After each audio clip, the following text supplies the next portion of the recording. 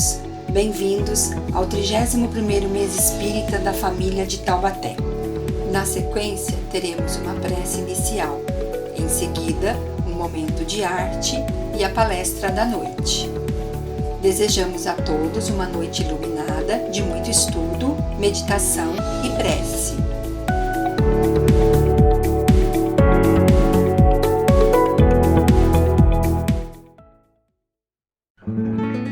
Boa noite a todos.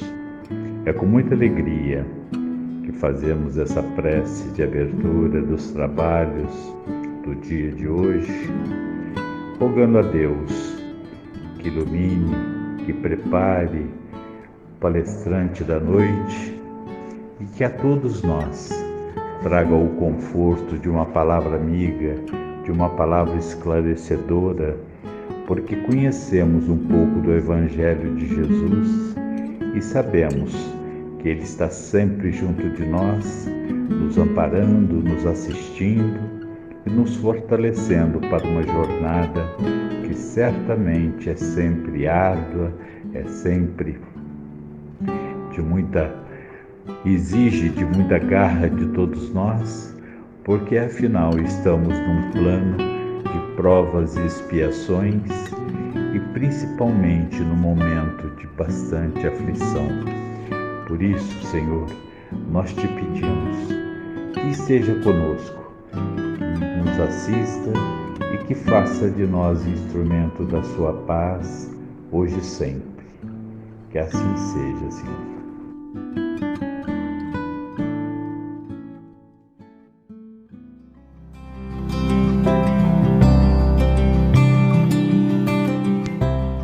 Olá, amigos! Nós agradecemos em nome do Grupo Vocal Augusto Vive, da Casa Espírita Eurípides Barçanufo de Pinda, por esse convite de participarmos do 31º mês da família espírita de Taubaté.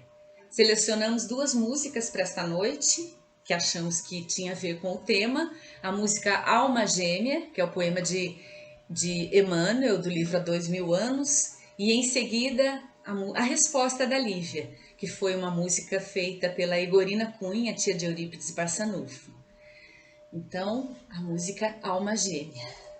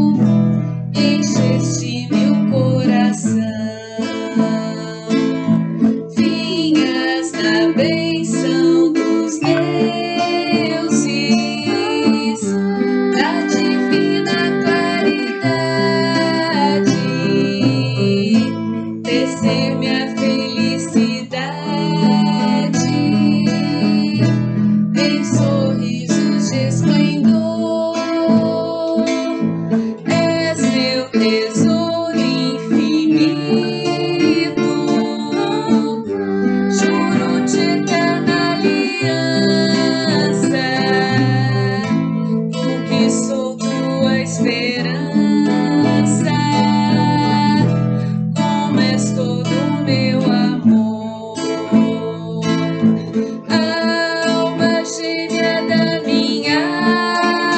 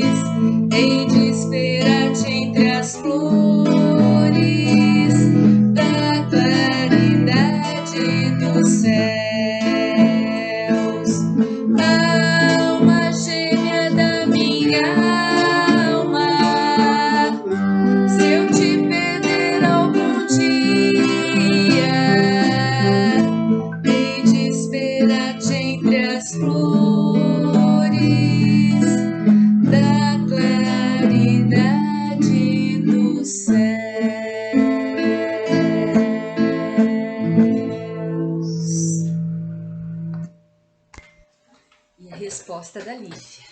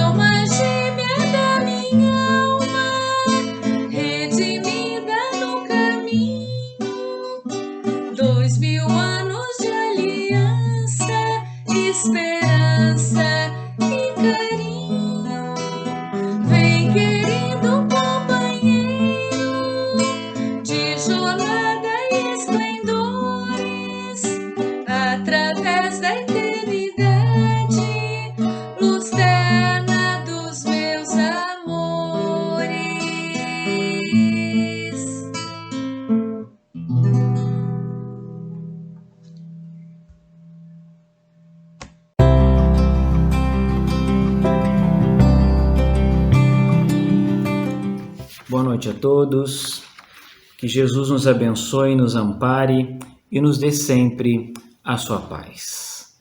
Agradeço o convite por estarmos nessa 31º mês espírita da família de Taubaté, que traz aí como tema central a família como célula máter no organismo social. É exatamente isso. A família é responsável pela produção e pela educação de indivíduos mais equilibrados nos seus relacionamentos na vida social. Divaldo diz que o objetivo da vida é o amor. E o amor que começa em casa, que começa no lar. Nessa relação, nessa convivência entre pais e filhos, filhos e pais, marido e esposa, esposa-marido e entre os irmãos. Uma relação que foi programada anterior a nossa vida atual, para que estejamos juntos, superando as dificuldades do ontem e recomeçar uma nova trajetória. Por isso Kardec diz que só a convivência é a pedra fundamental de toque das virtudes. Então é nessa convivência que nós vamos aprender os primeiros passos das relações humanas. Então Joana de Ângeles, no livro Despertar do Espírito, vai dizer que mede-se o desenvolvimento e a maturidade espiritual, psicológica de uma pessoa quando seu relacionamento no lar for positivo, mesmo que enfrentando o clima de hostilidade ou de indiferença, mas que o prepare emocionalmente para outros cometimentos nas relações sociais. Então, por mais difícil que seja a relação na família, é ali que nós aprendemos as primeiras relações. Como o tempo passa rápido, como é gostoso podemos acompanhar o crescimento ou a infância que é única de um filho, ver os seus primeiros passos, ir até ele ou até ela, naquele dia de chuva que ela está amedrontada e pede o nosso carinho, só a nossa presença. E quando pequenininha, pede que deite-se na tua cama e ela se achega a cabeça no nosso peito. Aquela cena é única. E como é gostoso acompanhar o envelhecimento dos nossos pais, poder estar com eles, ouvindo as suas histórias mais de 10 vezes, e a gente fingir que está ouvindo pela primeira vez. Estar presentes, criar afetividade, que muitas vezes nessa correria do dia a dia a gente esquece. E essa pandemia fez a gente voltar correndo para casa. E muitos que sempre programaram que precisariam estar mais em casa, e quando chega o momento de estar em casa, tem dificuldade de se aquietar, de conviver nesse centro gostoso que é o contato com o outro. E a vida, e essa pandemia de uma certa forma fez a gente se suportar, entre aspas, porque na verdade a nossa convivência vem sendo uma convivência muito superficial. É aquela convivência de não se preocupar tanto com o outro. A gente só pergunta como foi a aula, tudo bem, como foi no trabalho, não se aprofunda. Aquilo que Saint-Exupéry, na obra O Pequeno Príncipe, num diálogo entre o Pequeno Príncipe e a raposa, diz que é preciso cativar. Quando o Pequeno Príncipe chega e encontra a raposa, e o diálogo é extraordinário, o Pequeno Príncipe pergunta se a raposa queria ser seu amigo. Ela fala: não posso ser seu amigo. Mas por quê? Porque você precisa me cativar. E o Pequeno Príncipe pergunta: o que é cativar? Ela diz: cativar é criar laços. Porque se você não me cativar, eu serei uma raposa dentre tantas outras raposas. Você, para mim, é um menino como tantos outros. Mas se você me cativar, se você me perguntar e saber quem eu sou, quais são os meus medos, quais são as minhas dificuldades, aí nós vamos criar laços. Daí você vai ser muito especial para mim. E é isso que a gente precisa dentro da família. Criar laços. Saber o que o filho gosta, com quem ele anda. Saber dos seus medos e das suas dificuldades de relacionamento, para que a gente possa compreender que nós estamos num grande processo, não de um resgate, de um karma, mas um processo educacional. Emmanuel vai dizer que a família consanguínea entre os homens pode ser apreciada como o centro essencial de nossos reflexos. Reflexos agradáveis ou desagradáveis que o pretérito nos devolve. Ninguém foge dos seus reflexos.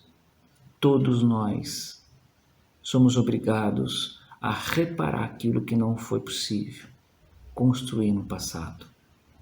Emmanuel muitas vezes é duro conosco, que nós reclamamos de um parente difícil e ele diz assim: quem é teu pai complicado de hoje? Quem é tua mãe ou teu filho difícil? Ele vai dizer que são os mesmos espíritos que no passado você contribuiu para que ele caísse e agora é obrigado a dar as mãos para que ele continue o seu caminho. E é assim que nós vamos nos educando. Eu queria ler um texto de Emmanuel que fala sobre família, que o texto em si traz uma reflexão extraordinária. Ele diz assim, que a família consanguínea é a lavoura de luz da alma. A família consanguínea é a lavoura de luz da alma, dentro da qual triunfa somente aqueles que se revestem de paciência, renúncia e boa vontade. De quando em quando, o amor nos congrega em pleno campo da vida, regenerando-se a sementeira do destino. Geralmente, se reúne a nós os companheiros que já declinaram a esfera superior, dignamente aureolados por vencedores, mas sim, afeiçoados menos estimáveis de outras épocas, para restaurarmos o tecido da fraternidade, indispensável ao agasalho de nossa alma, na jornada dos sinos da vida. Cônjuges ou parentes, não passamos de devedores em resgates de antigos compromissos. Se és pai, não abandones a teus filhos aos processos evolutivos da natureza animal, qual se fora menos digno de atenção que a hortaliça da tua casa. A criança é um trato de terra espiritual, que devolverá o que aprende, invariavelmente de acordo com a sementeira recebida. Se és filhos, não despreze teus pais, relegando-o ao esquecimento e subestimando-lhes os corações, como se estivessem em desacordo com os ideais de elevação e nobreza. Porque também um dia precisarás da alheia compreensão para que te aperfeiçoe na individualidade, a região de pressentimento menos burilada e menos atendida. A criatura, no acaso da existência, é o espelho do seu próprio futuro na terra. Aprende a usar a bondade em doses intensivas, ajustando-a a entendimento e a vigilância, para que a tua experiência em família não desapareça no tempo sem proveito para o caminho a trilhar. Então a família é esse campo de afetividade que muitas vezes não percebemos.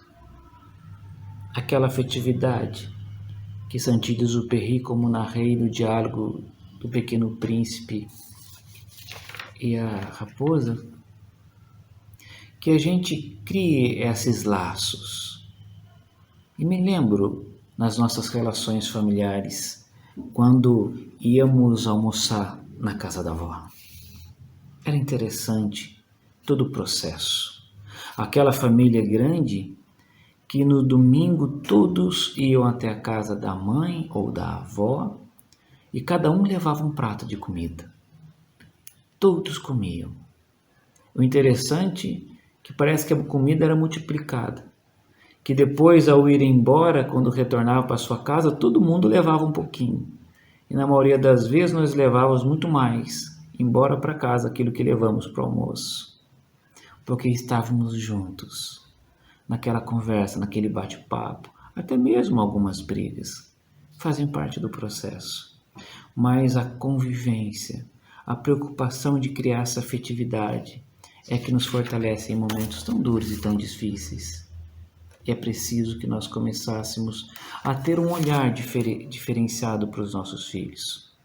Porque todo o processo educativo, ele é melhor absorvido na infância, como traz Kardec no Livro dos Espíritos. E nós precisamos, então, ter um cuidado muito grande. Freud diz que as primeiras fases da infância são responsáveis pelo desenvolvimento de muitas características duradouras da personalidade. Quantos jovens hoje, uma dificuldade muito grande de lidar com suas próprias emoções. Adultos, com dificuldade gigantesca de lidar com seus conflitos. Conflitos esses que teve sua gênese na infância, uma infância mal cuidada, uma infância que talvez não teve o carinho, a afetividade ou o fechamento em si mesmo, a dificuldade de falar dos seus medos e das suas emoções, porque muitas vezes nós estamos tão distantes, reunimos-nos muitas vezes em família, mas continuamos tão solitários. E é assim que diz as estatísticas, que o grande número de solitários não são pessoas que moram só, então entre pessoas que convivem sobre o mesmo lar. Como diz o professor Mário Sérgio Cortella, muitas vezes cada um dentro da sua toca. É interessante que antigamente nós tínhamos uma única televisão e na sala. Os sofás eram de frente uns para os outros, porque naquele momento a gente se reunia. Hoje, melhoramos o conforto, mas não melhoramos a qualidade de vida. Cada um no seu quarto temos um televisor. É interessante que muitas vezes todos estão assistindo o mesmo canal, cada um no seu quarto, mas é impossibilitado de estar juntos, porque a gente se distancia. Então a gente precisa aprender a curar as nossas feridas da alma nessas relações e nessas convivências que começam na infância. Esse cuidado com os nossos pequeninos, porque é a melhor fase de aprendizagem. Kardec vai dizer que a reencarnação ela se fecha aos 8 anos de idade. É nesse momento que a criança está observando tudo. Não é a fala, mas é o exemplo que educa. E a gente vive num mundo tão competitivo, um mundo onde as relações são competitivas demais. E muitas vezes essa competição começa até na forma da educação, digamos assim, escolar. A grande pedagoga Maria Montessori, ela diz uma frase que gosto muito, de uma reflexão para todos nós. Ela diz assim que as pessoas educam para a competição. E esse é o princípio de qualquer guerra. Quando educarmos para cooperarmos e sermos solidários uns para com os outros, nesse dia estaremos a educar para a paz. Então a competição do melhor aluno, da melhor nota, muitas vezes o melhor filho, aquele que produz mais, aquele que produz menos dentro de uma empresa, essa competição em sempre estar querendo algo mais e muitas vezes sempre no campo da matéria. Somos educados pelo consumismo, onde aquele ser que, digamos assim, entre aspas, que foi sucesso na vida é aquele que acumulou mais. Aquele que acumulou mais bens, mas tem acumulado muito pouco na questão emocional e na questão espiritual. Nos dedicamos muitas vezes tanto tempo para o culto externo, para o culto do corpo, e muitas vezes muito pouco tempo para cuidar da higienização mental e da higienização da nossa vida emocional. Nesses tempos de pandemia, em que fomos ali de uma certa forma obrigados a conviver, aumentar o número de divórcios, número de brigas. E exatamente a gente não entende, porque a gente queria ficar mais em família, mas a gente não consegue desacelerar. Então a gente precisa refletir sobre tudo isso. Joana de Ângeles, no livro Plenitude, ela vai dizer que a maioria dos sofrimentos decorre da forma incorreta porque a vida é encarada. Incorreta de como a vida é encarada. Porque nós muitas vezes encaramos felicidade num lugar onde a gente chega, onde a gente conquista nas coisas que se tem. Então ela continua. A maioria dos sofrimentos decorre da forma incorreta porque a vida é encarada. Na sua transitoriedade, os valores reais transcendem o aspecto e a motivação que geram prazer. Olha, nós nos preocupamos muito mais com as coisas transitórias da vida. E ela vai dizer, esse é o sofrimento da impermanência das coisas terrenas, que nós sabemos que é passageiro, mas nós colocamos muitas vezes todo o nosso foco nessas questões. E temos muitos adultos que acumularam grandes patrimônios, mas são muito frágeis emocionalmente. Aí o CVV tem nos trazido as estatísticas alarmantes da quantidade e número de suicidas, principalmente entre jovens, que não foram vistos, que não foram tratados, que não foram acolhidos. Muitas vezes a indiferença permanece dentro de casa, nessas relações superficiais. E buscamos felicidade o tempo todo. E nós estamos sempre buscando, mas não sabemos aonde. O professor Mário Sérgio Cortella vai dizer que a felicidade não é um lugar onde se chega. A felicidade é um horizonte e, obviamente, inatingível com uma circunstância de permanência. A felicidade é aquele momento seu único. Não um lugar onde você busca, onde você vai, mas é onde você está. A felicidade é algo interior. Ela é individual, cada um traz a sua individualidade, mas nós podemos tratar isso em família. Porque quando um membro da família está doente, de uma certa forma, toda a família está doente. Então a gente precisa compreender o que causou essa doença em família. E muitas vezes vamos buscar as curas através das medicações, porque nós não temos paciência para compreender qual é a gênese, a causa de tudo isso. A gente vai querer tratar sempre o efeito. E na maioria das vezes, começamos a culpar pessoas da nossa infelicidade, da nossa responsabilidade em assumir os nossos próprios erros e conduzir exatamente no processo da nossa vida aquilo que nos faz bem, aquilo que nos faz melhores a cada dia, sabendo que o outro é meu espelho, são os meus reflexos. E nós precisamos então compreender que todos nós estamos interconectados, mas estamos mais interconectados dentro desse organismo familiar.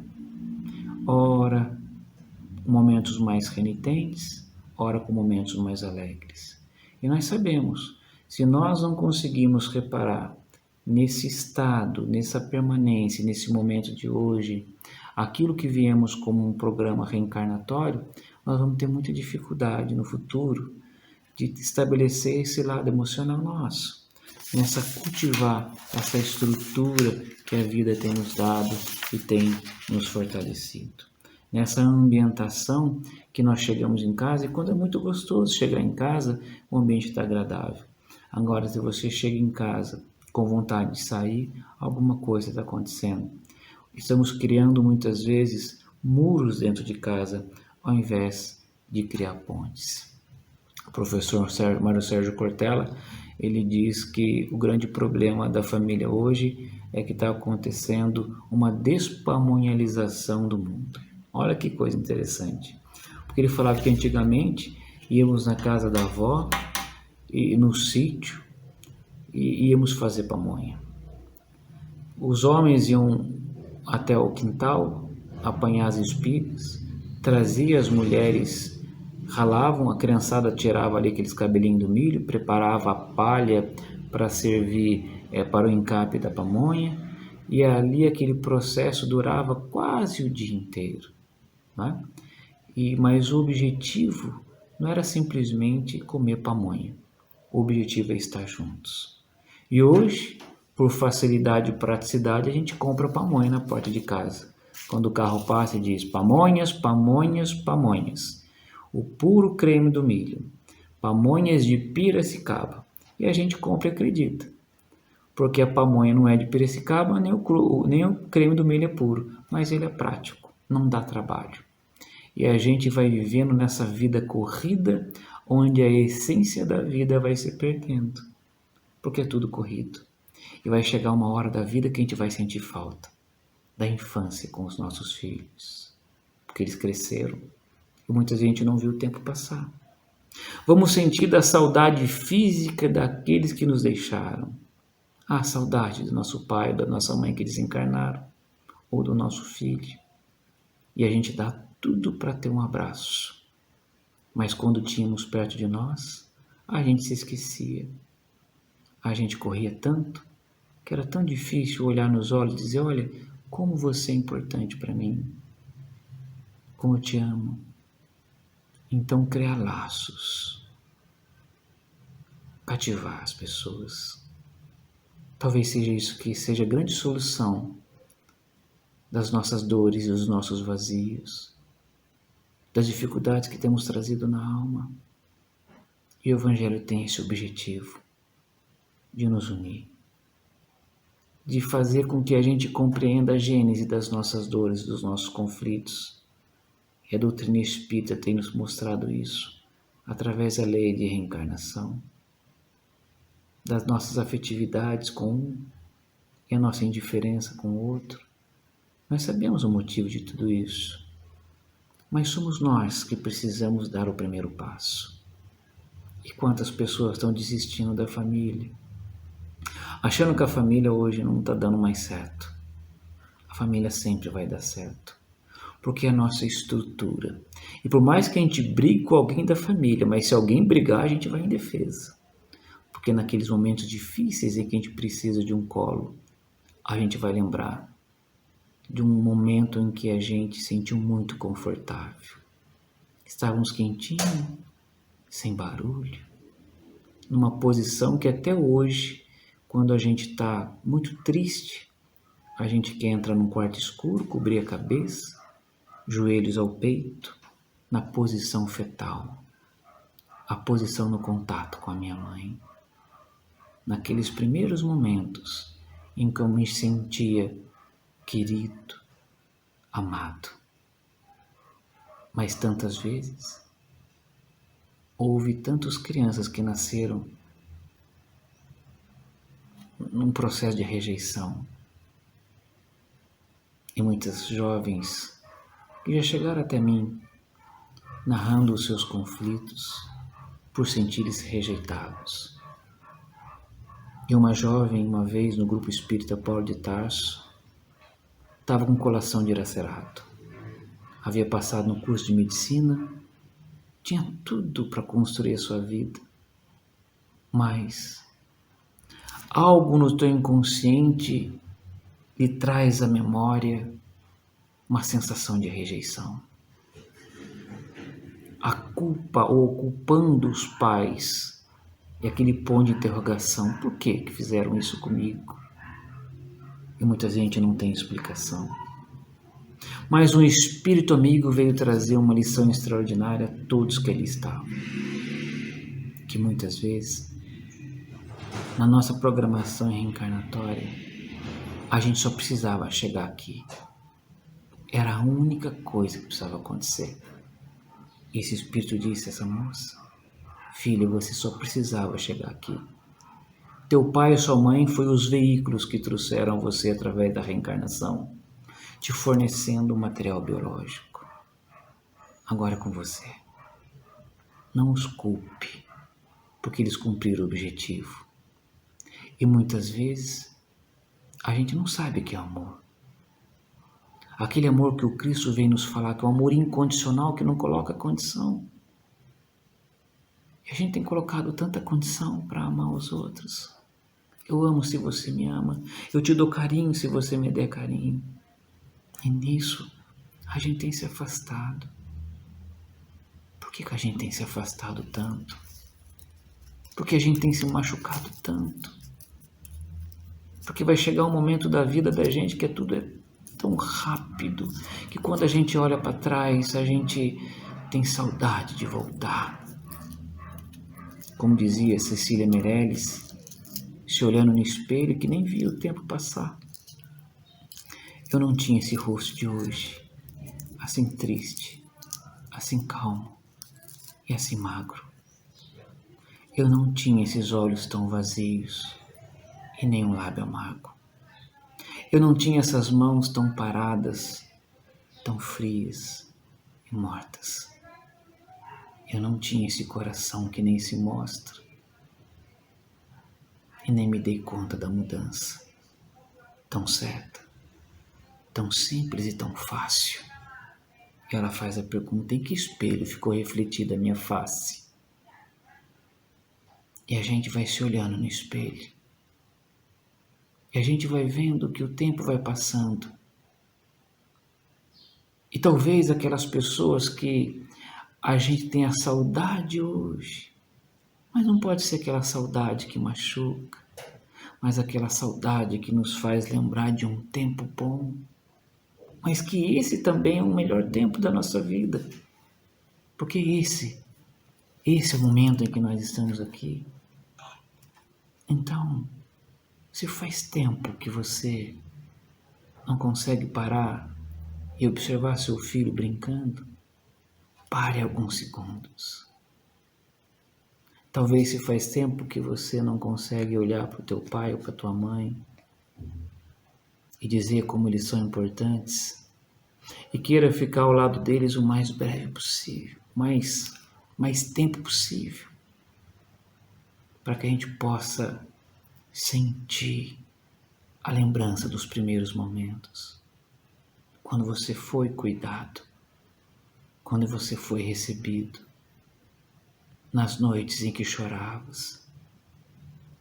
Agora, eles estão precisando um pouco do teu olhar, dos seus laços de afetividade, que a gente vai se perdendo. Nós vamos curando os nossos vazios existenciais no contato com o outro, para que nós vamos criando uma personalidade, não uma personalidade que continue infantilizado depois de tanto tempo, que não assume as suas responsabilidades, que não é agradecido a nada, que acha que pode viver sozinho. E talvez você que acha que não depende de ninguém, nunca dependeu, lembra? Quem que te amamentou quando chegou aqui? Quem que te medicou? Quem que trocou as tuas fraldas? Nós precisamos uns dos outros para isso. E aquela primeira vez quando você chegou aqui, saindo da barriga da tua mãe, você teve o primeiro ato de vida e respirou profundamente. Seu corpo respira pela primeira vez. Porque o último dia da sua vida, você fazer uma coisa parecida, você vai expirar o ar pela última vez. Seus olhos vão se fechar. Então, vida é aquele momento em que você chegou aqui, fez pela primeira vez e encheu os seus pulmões de ar. E o último, soltou o ar pela última vez. Entre aspirar o ar pela primeira vez e soltar o ar pela última vez, houve vida. E essa experiência de berço e túmulo é que vão ser levados no teu patrimônio espiritual. É aí que quando você retornar à pátria espiritual, você vai ter a sensação de ter cumprido a convivência, o processo educativo que aqui veio fazer. Ou vai se arrepender do tempo em que você não teve o contato, porque sempre teve compromissos maiores com aqueles que estavam próximos de ti. Porque vai chegar um momento em que você vai orar a Deus para reencontrar aquela pessoa que veio como teu pai hoje, ou tua mãe ou teu irmão, ou como teu filho. É por isso que nós temos visto um grande número de pessoas hoje nos consultórios psiquiátricos. Não estou fazendo uma crítica, mas uma reflexão. Porque poderíamos resolver muitos problemas se a gente se tocasse um pouco mais, se a gente conversasse um pouco mais. Porque a paz no mundo começa entre as quatro paredes de um lar. Como diz Neio Lúcio no livro Jesus no Lar. Buscamos paz no mundo, imploramos para a paz no mundo, mas somos incapazes de construir a paz entre 5 a 6 pessoas sobre o mesmo telhado. Porque a experiência do contato é extraordinária. Então, se você está passando algum conflito, alguma dificuldade na sua relação familiar, e muito sentimento de culpa, buscando o perdão de um, perdão do outro. Lembre-se que o perdão não depende do outro, só depende de você. Dos ressentimentos que você tem trazido, tem te machucado tanto. Então perdoe-se. Porque com certeza em algum momento a vida coloca-os de frente. Perdão não depende do outro. Depende de você. É assim que a gente recomeça. É assim que a gente valoriza esse núcleo da sociedade chamado família. Seja sorrindo ou seja chorando, a gente precisa caminhar. E se algum dia você pensou em desistir, não desista.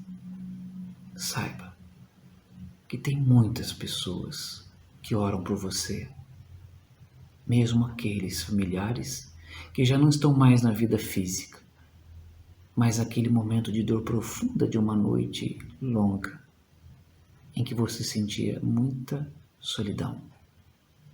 Eles estavam ali te orando e continuava te amparando, principalmente se for a tua mãe. Ela te coloca no colo e faz com que você se sinta naqueles primeiros momentos da tua infância. Então não desista.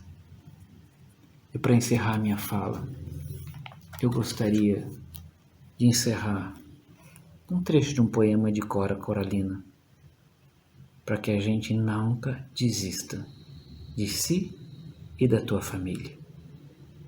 Porque você não nasceu no lugar errado e nem na família errada, mas você talvez implorou para vir exatamente com aqueles que estão ao teu lado. Então ela diz assim: desistir, eu já pensei seriamente nisso, mas nunca me levei realmente a sério. É que tem mais chão nos meus olhos do que cansaço nas minhas pernas, mais esperança nos meus passos do que tristeza nos meus ombros, mais estrada no meu coração do que medo na minha cabeça. E se você estiver sentindo medo, lembre-se que sempre tem alguém para te amparar.